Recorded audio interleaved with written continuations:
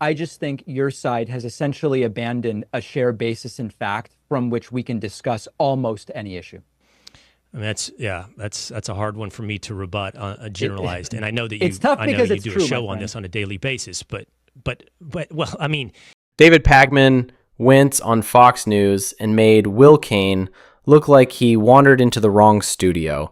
This was supposed to be a debate about democracy and capitalism, but instead it turned into a masterclass in how to shut down right-wing propaganda. Will Cain tried the usual MAGA buzzwords: populism, freedom, the people, but Pakman brought actual facts and wiped the floor with him. You're about to see how quick this so-called populist argument falls apart when someone like David Pakman holds it up to the light. Let's take a look. Again, like you said earlier, you and I could do hours on this, but the party that's interested in a misinformation bureau while peddling misinformation is not one that's wedded to reality and the facts. My biggest criticism of your side would be the following: it's unmoored. While Donald Trump has moved Republicans in a populist direction, and populism's a fire you have to be careful with. It'll burn out of control. The plus side of populism is you're perhaps more in touch with the voter, their concerns, but you have to have principles to keep that fire under control. Yours is totally unmoored, and it just what was this? What's a sin today was a position yesterday, and the speed of which it goes, progressivism in general, is impossible to keep up with. I mean, Barack What's an Obama example of that? would be considered. Oh, gay marriage is an easy one.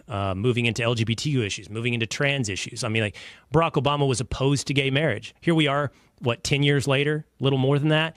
And it's like we're having a fight about what is a boy and what is a girl and whether or not that can be self-defined. It's just totally unmoored from any kind of principle, and it follows whatever is perceived to be popular. I don't even think by the vast majority of people. You bring up cannabis. That's setting that one aside. I don't think you're following a 51% proposition on most of these unmoored positions. It's actually by a really radical, loud, extreme minority that drives you in these positions that are unmoored from principles, and who knows where that wind will take you. Your boat's going to end in really crazy seas if it's unmoored from not just like documents like limitations on power through the Constitution, but principles. Yeah, that is a lot. So first of all, some of these allegations maybe are more appropriate for other people that are considered to be on the left.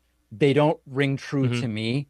I mean, to say, gay marriage as an example, it's been, 18 years, I think, since Obama changed his view on that or something like that. Gay marriage was a fight that lasted decades, it seems. I don't really know where gay marriage has a role to play here. What I can tell you is the following. Well, it shows a starting point and a present point. Yeah, it used to be illegal. Now it's legal. It's no big deal. There's been no societal harm that has come from it that I can identify. I mean, I don't know. We could talk about gay marriage. Well, but we're not in a debate about gay marriage. We're having a debate about the way these positions evolve at such a rapid pace. I am sure you can find, because we're doing this in good faith, I don't have to defend everything the left does. Yeah. I'm sure you can find examples of what you're talking about, of people who are completely unmoored, morally blind. We can find them on the left. We can find them on the right. I'm very comfortable with where I am on the political spectrum, which is that we are economically, socially democratic, which is a form of capitalism. It's a form of capitalism which is not dramatically different from what we have in the United States right now. Secular humanism as a sort of guiding light in terms of ethical and moral principles, which has overlap with some of the major religions, but doesn't want to impose it as a way of defining government. And in terms of your prediction of the ship sinking, it all kind of points to places like Denmark, which have an extraordinarily high standard of living, slightly higher taxes, which include a bunch of stuff you don't have to worry about paying for out of pocket. It's not a radical vision, in my view, and for most of the world, Will Cain tries to act like progressives are just making things up as they go, like they have no principles, no values, just vibes.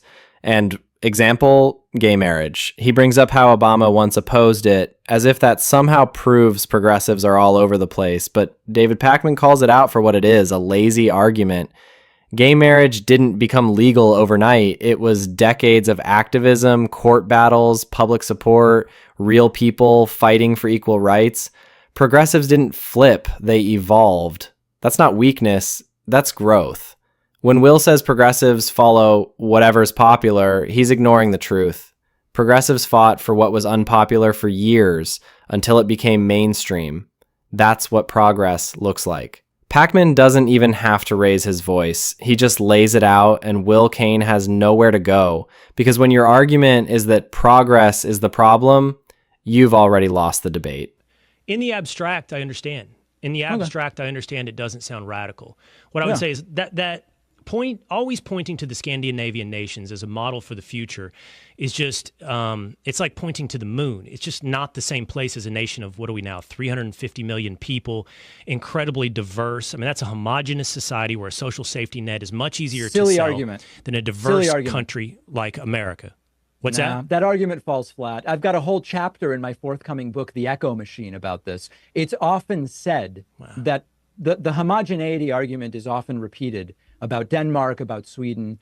You actually look in 2024 at the breakdown in terms of national origin and in terms of race. It's changed dramatically. The countries are still doing well. The business environment is good. I would also add, Will, that's a recent phenomenon. We don't only, well, no, it's been changing since the 70s. We don't only have to look at Scandinavian countries. We can look at Uruguay around 2010. Obviously, we have to adjust for the broader environment in Latin America. We can look at the Kerala state in India. We can look at the German Socially Democratic Party. I don't want to turn this into a history lesson, but if you're bored with homogenous countries and Scandinavia, we can look elsewhere. It's fine. Well, we'll leave this. We'll go one last current event topic, but just more on this esoteric, broader thing. Yeah, my vision is completely different than yours. While you describe this social democratic economy, undergirded by secular humanism, mine is a capitalist, laissez-faire. Relatively, everything is graded on a scale here.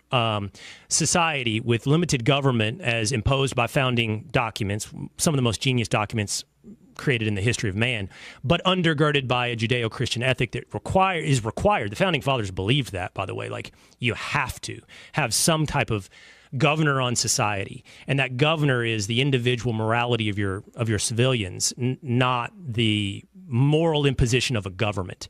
And so that vision we have, I think, is pretty different. I mean, freedom is great, but freedom isn't the end of the story, right? Human behavior has to be limited in some way, and that limitation, as envisioned here, and my argument is all those countries you make is they're nothing compared to the United States. This experiment, based upon that foundation that I just described, has been the best in humanity.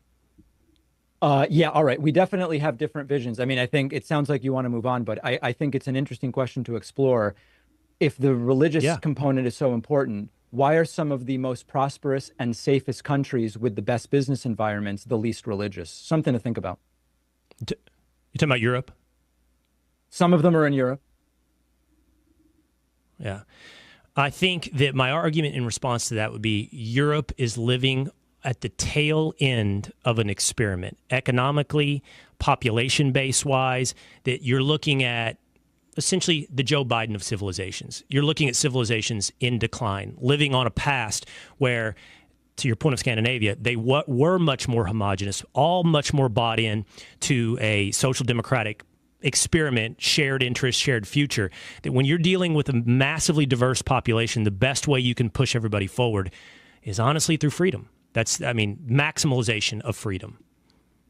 All right, that's fine. Yeah, and just as a reminder, my vision is a capitalist vision as well, as long as we're on the same page about that. Will Cain does what right-wing pundits always do when they're out of arguments. He pivots to nonsense.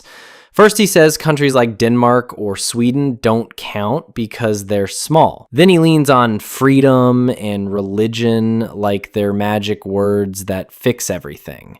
But David Pakman doesn't let that slide for a second. Pakman points out that those same countries are now more diverse than ever, and they're still ahead of us on healthcare, education, and quality of life. So what's Will's comeback? Europe is in decline. No proof. And let's talk about this whole religion equals success thing. If that's true, why are the least religious countries the safest and most stable? Pakman hits him with that question, and Will has nothing. At the end of the day, this is what the right does. When their policies fail, when their talking points collapse, they fall back on nostalgia and buzzwords. But that doesn't win debates, and it sure doesn't fix anything. Pakman kept it real. Will just kept dodging. But what do you think? Did Pakman expose the nonsense or what? Let me know down below. Make sure to hit that like and subscribe, and I'll see you in the next one.